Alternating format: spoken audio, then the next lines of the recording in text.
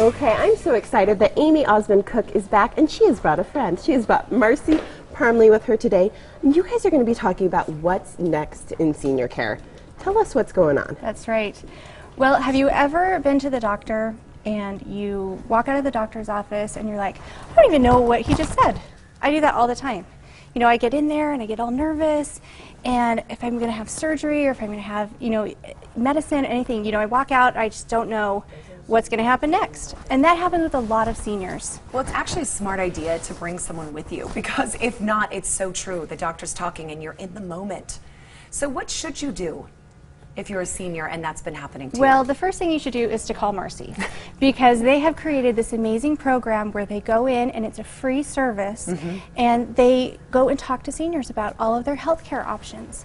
And they have great partners that they've partnered with. So after surgery, no matter whether you go to skilled nursing or home health or home care, independent living, you can know what's next. Well, this is a free service, right, that anybody can use. How do we access it?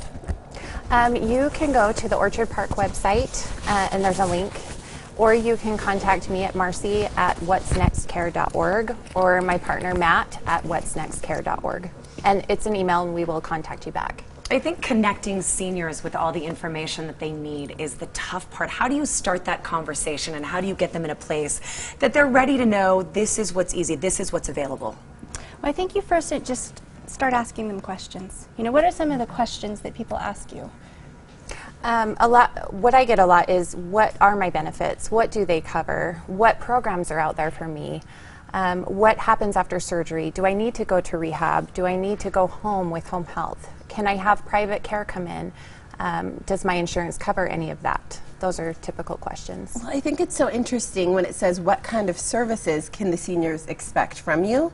So obviously you mentioned the pre and post-surgery consulting and the insurance consultations, but home evaluations and the flow sheets. Tell us more about those. So we will actually go out to the patient's home and do an assessment in the home. That way we can report back. If they're in a rehab center, we can report back to the physical therapy team there to help them with their goals, to make sure that they go back appropriately, to make sure that they have the right equipment.